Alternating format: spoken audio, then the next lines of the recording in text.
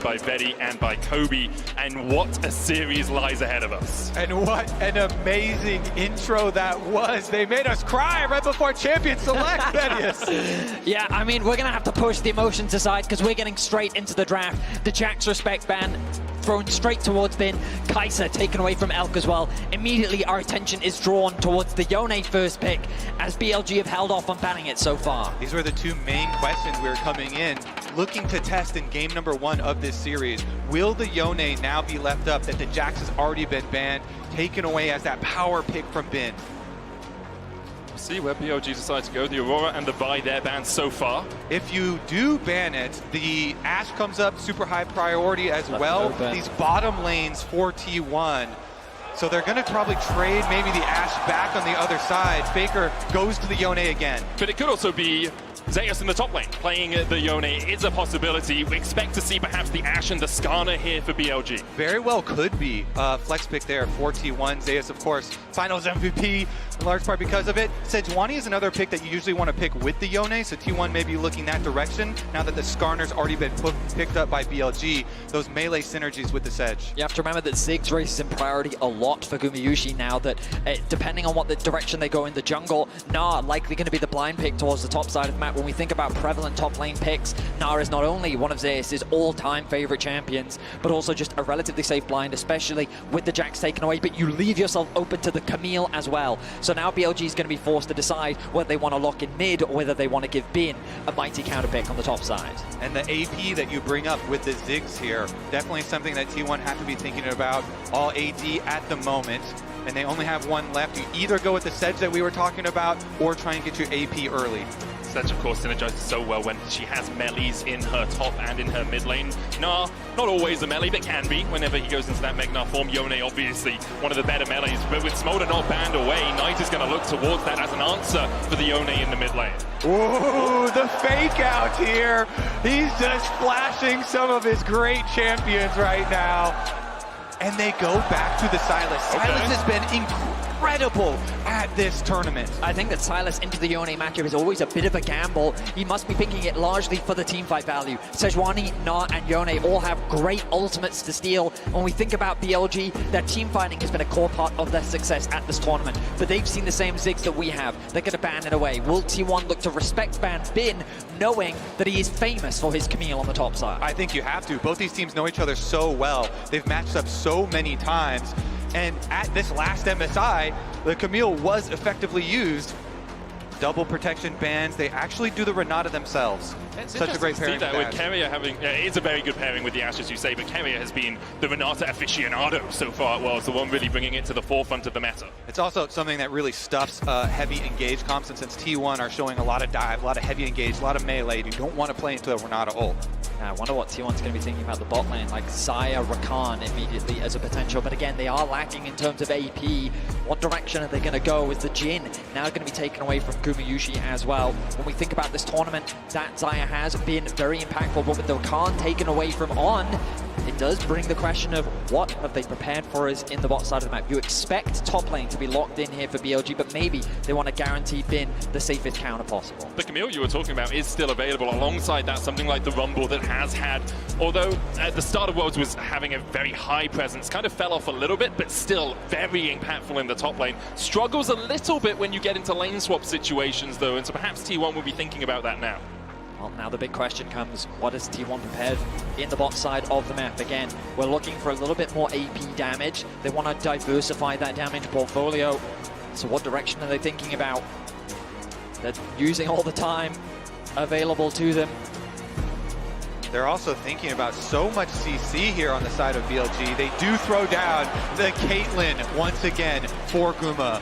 All right, Keria, this time around, what will be the pairing? It's usually Lux, right? When you want to get a pushing bot side, you get that Caitlyn Lux together. It would give you a little bit of AP as well. Except hasn't been quite this tournament. I know a lot of people want his Lux for the skin as well. Oh, also true, also true.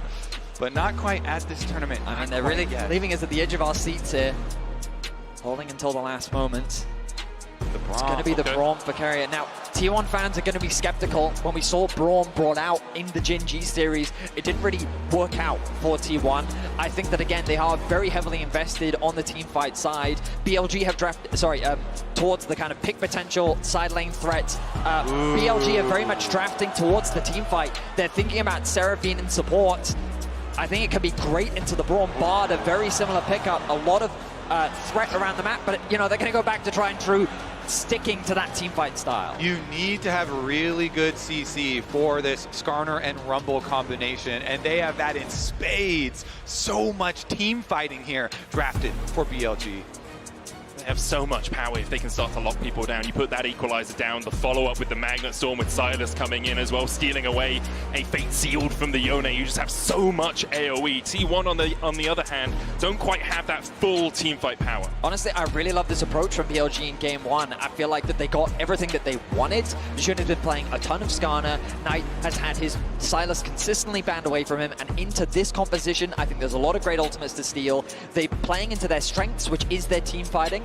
And T1, I think that being so heavily invested on the AD side, I worry about whether or not they're going to be, how much damage they're going to do in these team fights. This draft is also going to have some ripple effects for the series overall. You know, BLG being on red side wanted to test the waters in game number 1 with the Yone again being left up and having, you know, Knight confidence on either Silas or things like Akali even to pick into it. If they cannot beat it this time around, you're not afforded that luxury later on in the series. Remember, T1 had side selection. They won the coin toss earlier in the week, decided they wanted to start on the blue side. It has been a favorable side so far at Worlds, but BLG bringing out the big guns in game 1 to try and take that first victory of this best of 5. And I think that shot right there was a big indicator. Some smiles on the sides of their faces, some confidence coming in here.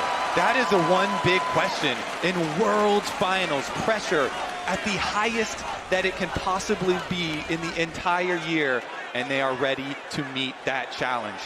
This is what we all asked for.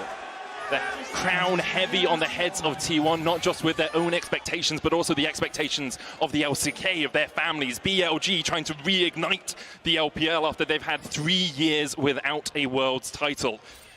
And it's 5 games of glory, I hope, as we get into game 1 here. Elk and On, looking for Gumayusi. Knight coming in from the side as well. Will land the abscond, abduct. Gumayusi still holding on to that flash. Crash down, locks him up. He flashes the ignite, sticking, and BLG strike first. What a sneaky move there. Knight on the Silas, able to slip over and get behind the red buff to come from the other side. Take down Guma, take down the Caitlyn that is supposed to have some pushing ability. They get the flash out from Guma, a very valuable summoner spell in the early game. Jun could set his sights on the bot side of the map. Remember, the thing about Caitlyn is you want to be lane dominant, you want to be leveraging the strength, which is going to be harder to do now that you've conceded that summoner. Knight debuting here with the Silas in game 1 of this series, and I mean, off to a confident start.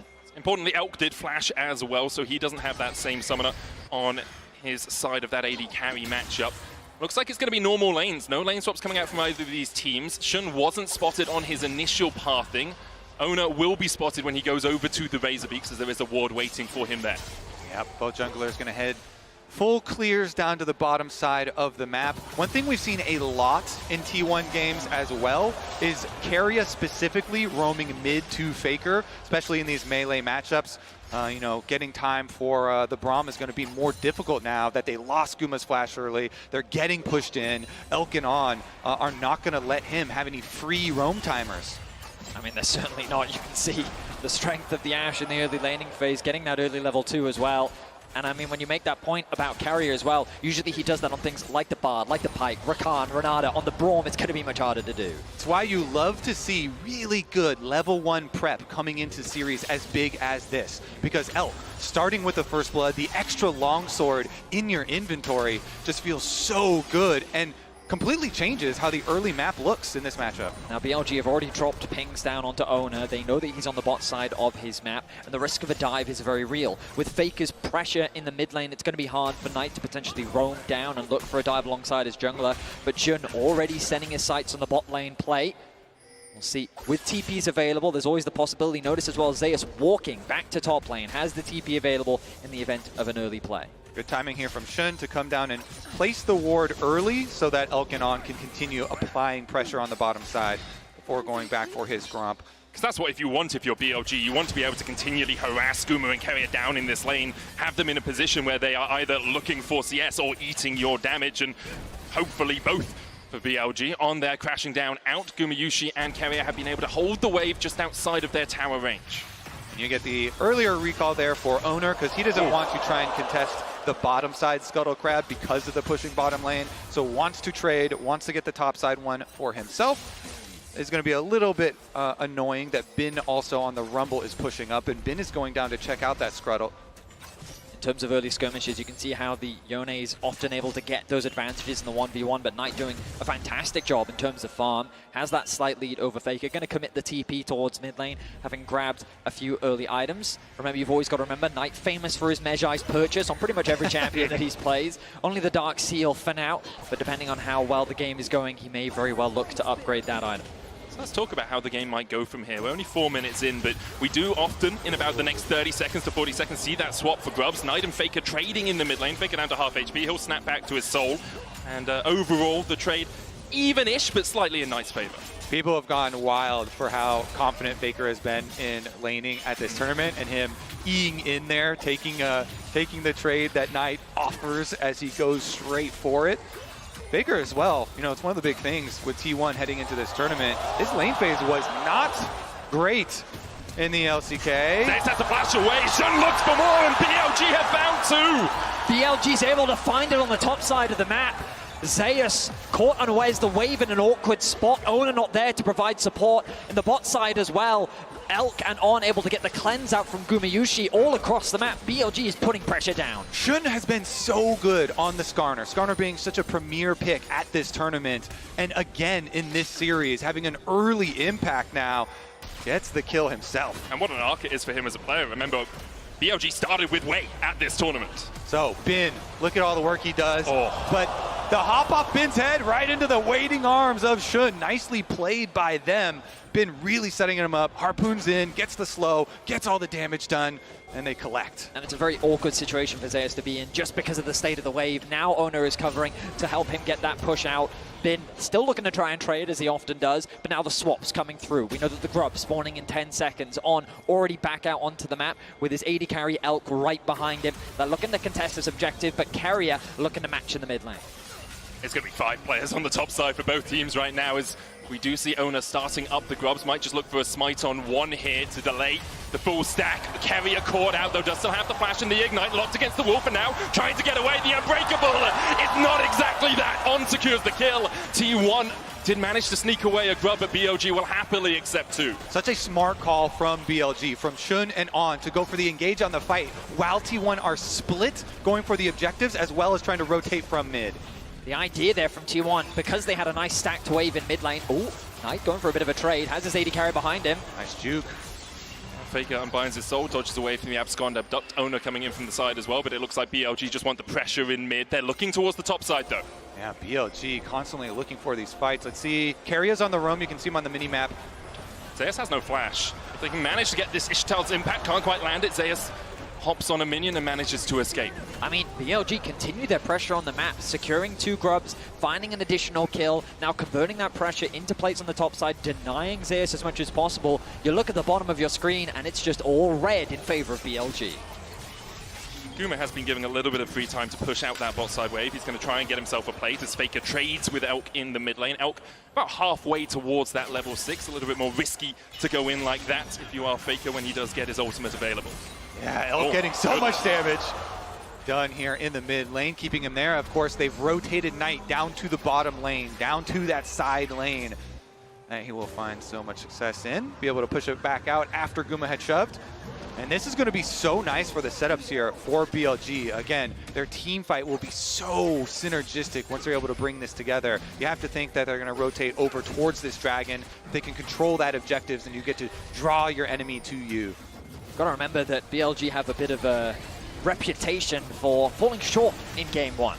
And here in Game 1, it feels like that you'd expect them to have the pressure with the reigning world champions T1 on the other side of the stage, with the audience in favor of T1, but they've come out and they are playing just like they often do. Playing well in the early game, playing off the advantage they have with their laners, and they're converting it into the first dragon of the game. Straight from even champion selects, and you see the smiles on their faces, the confidence there. They're looking aggressive in their level 1. They find reward in their level 1, and they continue to force so many plays here. Let's see if they can keep it up as the game goes on, though. You know T1 are very notorious for being difficult to actually finish off in these games. And bear in mind, BLG, they're going to be looking at the team fight. That's the biggest strength. Their composition just spells, we're ready to fight, the 5v5 incredibly strong. And T1, they're going to have to find ways to either usurp that or navigate their way around that, because they found a lot of success with pick comps, but with the Braum, Caitlyn, they're going to very rely on Oner to be that initiation tool and find good flanks or angles, which is going to rely on good vision control, which right now BLG is not giving them. Look at this vision setup on the bot side of the map. The river is very much in control of BLG, and they're putting extra pressure onto Oner's jungle. And 9 minutes in, it's already a 1.4k lead for BLG. They have 2 grubs, they've got a Drake. T1 have only been able to pick up a single grub from the map.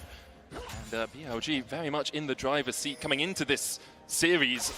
A lot of us looked at how T1 play the early game, who tends to be in the advantage, and T1 tend to be a little bit more aggressive in the early game, getting out to those leads. BLG here upsetting the apple cart, so to speak. Knight has just been exceptional this tournament, and especially in their previous series, styling on his Syndra, styling on his Ahri, here styling on his Sylas, stealing Faker's own ultimate, and this pressure, you even see the hover there for Oner, drawing a little bit of time, Sejuani not immediately going over to Gromp, kind of hovering around, see if Faker's going to need anything else, and it'll also kind of extrapolate towards the extra wards around mid lane. If you start to see the mid lane pressure here kind of spill over into other lanes as well for BLG. You're also just seeing it on the map, right? Because Knight just then, after pushing in mid, hovered into the topside river and he's just moving into fog. He's creating that extra point of pressure, which means that Oner might get invaded on. Maybe jungle plus mid is going to come and put pressure on his jungle. Bin backing in a brush. Where has actually Bin gone? Just those subtle bits of pressure on the map that force T1 to hesitate before they make a decision. That control ward at the entrance on the top side to try and spot out some of these plays. T1 do have the vision around the second spawn of the grubs first. You can see BLG on Elk and Shun all making a beeline towards those grubs. Trying to get 2. Obviously, when you get 4, those mites begin to spawn. All right, so BLG, you can see they've got the early lead on timing on this map. With the push on bottom side for Knight there, a couple of those minions dying to the tower. He gets his recall into a purchase off and has his teleport ready if they decide to fight this grub fight. Currently, Faker as well collecting the minion wave now. His teleport ready to answer if they do want to throw down. This brush that Keria is standing in is incredibly important for those team fights, but he's going to have to give it up. Shun going to try and chase him down, throws a rock into his back. The TP comes in by Knight, who just finished his rocket belt. And on goes in. Oner's locked up, abscommed out. Ducty flashes the wall, the arrow goes wide, but BLG get everything they want. They force the enemy jungler away, and they can turn their attentions to the grubs. T1 decision right now. Do they just let Faker farm turret play? Oh! It's Guma! It's at the Baron pit! I know it's the grubs right now, but he always manages to steal it. Whether it's a Varus or a Caitlyn, Guma's got the skill shots to get your objectives. Beautifully done by Gumayusi. Able to get 2 grubs at the very least for T1, so something, and they get a lot of plates both in bot and mid, so collecting a bit of standing gold that's hovering around the map right now. Little that BLG can really do to contest. Instead, they're committing towards the top side, trying to secure this top tower, and they will secure themselves that second plate as well. Right on Guma. Guma trying to get away from this. Keria coming in as well with the Winter's Bite. Shun's on the chase with that Ishtal's impact, but locked up with the Glacial Fissure, will be slowed, and Keria protects his AD carry. Look at the confidence that Knight is playing with right now. Every time he sees someone on his screen, he's going in for a play. And I love the fact that BLG, they spot out Oner in the river, isolated, and immediately all collapse onto him. They tried to stagger that CC as well to keep him locked down as long as possible. Zeus should be fine. He's going up towards Mega as well. He can trade in. TP coming in. T1 have the advantage. The Gnar into the wall. On has no flash and only 200 HP to work with. Now that's nothing. Sent back to the fountain. Bait sealed. Elk down. T1 find their first 2 kills of the finals. What a play! Zeus strikes here. Wait, Shun is trying to hold off until Knight arrives to defend this tower. Still going to be some turret play money as well as the kills here for T1. I mean, just great awareness from Zeus, recognizing that in the face of the bot lane, he was actually stronger. He knew that he had the Mega Gnar on its way. He knew that the TP was available from Faker, and they set up for a very nice collapse. Recognizing they had the TP advantage as well, because BLG used 2 TPs to fight over those second grubs. Very good use there of the extra cooldowns, and recognizing that they're going to need some money to be able to fight in these fights that are upcoming, because the early item completions had already started to come in for BLG. So stops the double recalls here, and then they make the call, teleport in, I've got Mega Gnar, perfect timing, flashes for it against the wall. Beautifully done. And I mean, even without the TP, he likely could have just gotten on by himself. He gets the summoners out from Elk as well. And those are going to be crucial as we set up for the second dragon of the game. T1 should feel a lot more confident about being ready to fight for that objective. As you're seeing on the mini-map, though, extra gold going back there, the side of BLG, as Knight is able to push in and get another turret plate for himself. So remaining slightly ahead there in his matchup. About 1,000 gold between the two teams right now. Only a 200 gold lead for Knight. Gumayusi, the only spotted blue in that sky at the bottom. It's only 20 gold ahead, now 2. Really not an advantage at all. And gold is one thing, but really it is about the item completions. True. And before Faker does get his Blade of the Ruined King, you know, already Knight sitting on the Proto Belt, that play-making item for himself, gives you a lot of that confidence to be able to make the play. Right now, a bit of setup around that top side objective. You can see Faker fishing for information. Looks like that no one's going to be sounding on the side of BLG. Dragon is available, but really no setup on either side towards that objective. Resets have come through, items looking to be further completed. And as you rightly said, Kobe, I imagine that Faker is incredibly close to that blade completion. On his next back, he should have it, and it is crucial. It is a game changer in terms of your ability to fight on the sideline. Another thing that is oftentimes hard for, as we start up the Rift Trail here, seems like they should be able to get it though. Another thing that's kind of hard for fans to track usually is information that the teams have, because it's not necessarily shown on the scoreboard, but it is critical to the success of these types of teams that they have set up here. And so without the extra vision, looks like it is just going to be the trade. Dragon for Herald, no problem. But I will say, Knight staying on this outer turret and getting the outer turret gold himself, again, more money funneled into this Sylas, the Sylas that does scale so well. Yeah, notice that, again, it kind of, while T1 did find that TP play, now they're behind in terms of TP. The arrow connects mid. Zeus able to walk away for now. Shadowing Strike will get the stun. The Magnet Storm coming in as well as BLG look to collapse. Already they've locked up T1 in the middle of the meat grinder, and one has gone down. Zeus falls. Faker getting chased out as well, and Bin splashing forward. Faker will manage to dash across towards the red pit, but Gumayusi does not have that same luxury. BLG find 3, all of them sitting on Elk. A triple kill for the AD carry of BLG. A nice arrow to set up the whole play. T1 saw an angle to secure that mid tower and immediately get punished. And BLG are so quick with it. Elk's arrow snipes him right out of the air after the 2 kills with the Herald. Immediately turn it into gold. Liquid gold here for BLG. They shoot ahead on the map. So many 3 structures towers out of it as well. Yes, so much gold goes into their pockets. 4.5k the lead now for BLG. And it's a situation where the cross map, right? You see Knight on the top side of the map, but the arrow comes through just as Zeus is jumping past. Nice sidestep from On. He connects the stun, and then a beautiful multi-man ulti comes through from On with the follow-up as T1's forced to retreat. And now the Impale's going to land on Keria as well, and he has no place to get out of this. Nowhere to go apart from back to the fountain in a body bag. BLG now 7-2 up. Insane opener here in game number 1 from BLG. The undisputed best team in the LPL coming out firing on all cylinders. They are not giving T1 a moment to regroup at all. Faker now even under attack. He's slowed in the pit. The TP is coming behind here as they look to try and turn this play around. Bin trying to get the damage down onto Faker here. Hit him with the harpoons. Faker dodges away with the Q3 and manages to live through the Leandries. T1 finds some semblance of hope in the bottom side, but BLG are not stopping their advance on top. Oner locked up with a Glacial Prison, and he's sent packing.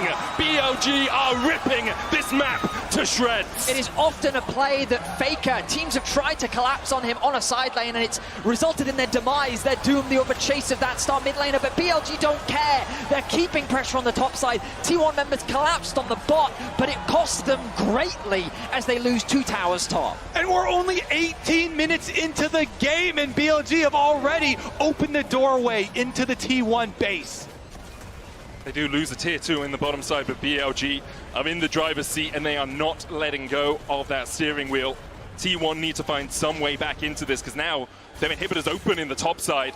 They do have these hex gates to work with. 2 minutes on the next Drake. Baron up in a minute 50. We've seen T1 sneak them in the past to get back into games. And we said it in the draft, when we saw this BLG composition, it really is a comfort pick and play style for BLG. You look at the champions, and while you wouldn't typically in the past associate Bin with his Rumble, it has become a staple part of his champion pool. And here in the 1v1, he realizes, I think I can get this solo kill onto Faker. He has no way of getting out of this situation, so they're forced to TP to collapse. Gumayusi comes down, Zeus comes down, but on the other side of the map is BLG. Exactly, you could see the counter-attack from BLG on the mini-map. They immediately beeline straight for that tower. Oh, we didn't see the that! cross-map arrow actually hit! That's insane! Elk the sniper again! We weren't looking at the arrow! That was our job! Oh my god, beautiful arrow, and then the collapse comes through from BLG.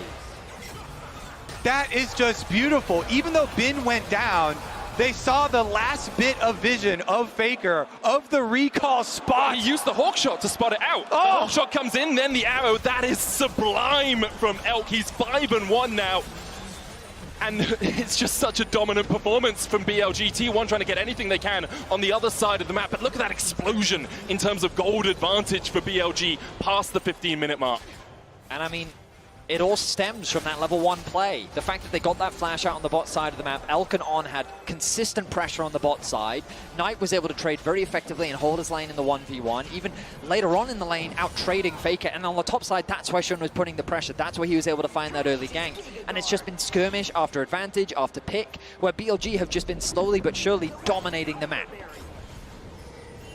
T1 trying to set up something sneaky on the top side. BLG aware that T1 do like to do this. Keria is just going to recall in the alcove. And in the end, it's much ado about nothing. The Drake up in 20 seconds time. BLG pinging it. They know they can keep the stacking going. Obviously want to end the game before they get to Soul, but if you can make the Soul a possibility, it puts more pressure on T1. Yeah, BLG, they're so far ahead, they don't need to give anything over to T1, so all you have to do is keep one little bit of vision on the Baron, then go collect the dragon, make sure that T1 aren't able to get any sort of trade on the map because they don't have the ability to fight you, so deny them everything. Not aware of the recall in the brush. Knight's going to catch this bot wave, and this is going to be an uncontested dragon. BLG with a strong start to game 1, and while this game definitely isn't over, BLG have all the tools to secure the first game of this series. And coming into this series, we need to remind you again, BLG at MSI this year, they beat T1 twice in best of 5s, and last year at MSI. They definitely have shown that they have what it takes, and they are definitely showing that in game number 1. I mean, you could even go back to 2022 when Bin beat him on RNG in the MSI finals as well. I mean, T1, the World Championship has definitely been their tournament. But when it comes to MSI, that is where the LPL have been able to find those advantages. Now, though, here at the World's first game, BLG 4K gold up, 2 dragons to their name. Baron is now an option, and this becomes a big point of contention. It's an opportunity for T1 to turn the game around. They have had some spectacular Baron plays so far at this World Championship, whether it be sneaking them, whether it be finding incredible team fights around this objective. It is a point in the game that BLG will have to be cautious and respect T1. See T1 just trying to get towards those second, third items, lock it on Oner. But the Blade of the Ruin King yet to see second item for Faker. It really comes online when you get up towards 2-3. The Yone is so powerful in teamfights, so powerful in side lanes right now, but he can't even step past where his Krugs would be because he doesn't know if BLG are on that bottom side of the map. So he has to accept the pressure much deeper on towards his side of the map. Look at that, Knight even hovering in the brush, waiting until he collects all the information. The rest of BLG here, just keeping tabs on the Baron as we wait for Elk to arrive on the map. He hex skates out with his 3-item power spike already completed. His Lord Doms, because they're so far ahead. Elk, a player that when he came onto the scene was called Jomong. widely regarded as a good player who would be way too aggressive a lot of the time, would overstep in plays. People said he has got Jalmong fever because he would just throw games from time to time. We haven't seen that in years. He has been so consistent for BLG. And now with 5 kills to his name, you have to expect that BLG will protect him in these upcoming team fights and just allow him to rip through T1. So far, his arrows have been great as well. Sniping Zeus in the hop in mid lane. Of course, the kill onto Faker as well. And it looks like, again, you don't have to give T1 anything. BLG are so far ahead, and they have so many pick tools. Not to mention just the arrow, but also Shun and Ond, and they're going to look for it. Shun going in with the Ishtal's impact, can't quite land onto Oner. Does have that passive as well to avoid that slow. Yeah, they're just going to chase them out of that jungle. Make sure that the entire pathway leading to Baron. Get the cleanse out from Gumayusi. You'll notice as well, Elk quite happy to solo push on this mid wave at times just because he knows the only real threat is if Oner and Zeus are collectively diving on top of him, because if the Sejuani ult comes out, he has the cleanse. And that's really the only initiation tool unless Faker is able to find that angle. That's Ward offering a lot of value for T1. They'll see that it's going to be started off. The pings are coming through, but can they really get access into the pit? Well, they're definitely going to try. VODs Keria is the one to face check that mid lane bush. Shun's still tanking up the Baron. It's at 9,000. Knight with the flank position. Glacial Prison hits! And Guma is down! BLG use the Baron as a bait and immediately kill off the enemy AD carry. Knight with an extraordinary Sejuani ultimate connecting to the AD carry. Guma does not flash away, and this leaves the Baron wide open for BLG. The beautiful positioning from him on Silas too, coming from the mid lane. T1, they don't expect it. Now without Guma, they try and fight them. So almost spotted as he walked towards that Razorbeak pit. The Baron down to 2,000. Knight on the front line. Oner trying to get in. Base Shield goes in as well with the Magnet Storm's already locked up 2 members of T1. The Impale grabs 3 and they're burned to a crisp in the river. The arrow has to be flashed away by Zeus, but BLG are taking everything and giving T1 nothing. It's complete annihilation! BLG are going to try and chase him down as well! Zeus able to jump across the wall just before he got hit with the Shadowing Strike, but now with the Baron buff on them, BLG can advance down mid, the TP in from Knight as they look to close this one out. I mean, they're knocking down the inhibitor towers, the Baron buff BLG. The respawn time is still about 10 seconds. They're going to respect it, they're going to back away, but the damage has been done to the base of T1, and I mean, the kills are going to Elk, but the plays from Knight are phenomenal. Keep track of this angle. He's staying in the fog of war. He's trying to circumvent what Gumayusi can see. He finds the good angle. He connects the ultimate onto the AD carry, and he finds that execution. And later in the Baron, he also body blocks Oner. Look at the positioning of Knight here. Gets in the way of the engage. Makes sure that Oner cannot get into the pit. He sidesteps Faker's ultimate, and Knight is just... he's spectacular. Faker's trying to get away from Knight, but the Knight wants the throne! And Faker's been pushed off it! BLG are on fine form today, and T1 just can't keep up. The golden left hand of the LPL strikes down the GOAT in the side lane, and BLG will collect their 3rd dragon. They might collect the entire base before we see the 4th. Knight has had an incredible tournament, and he's not going to slow down here in the finals. BLG have steamrolled T1 here in Game 1. They're looking for another inhibitor, and they're looking for the game.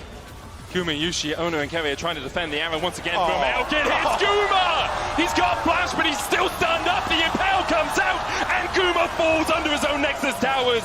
T1 still trying to defend. Zeus doing everything he can to keep Knight away. But BLG continue to advance. The first Nexus tower's down. Faker's back up. Trying to find something out of this game, trying to find some defense against BLG, but the oncoming masses are just too damn strong. An arm into the wall. Baker's fate is sealed as he dives the backline and dies for it. BLG come out swinging and take Game 1.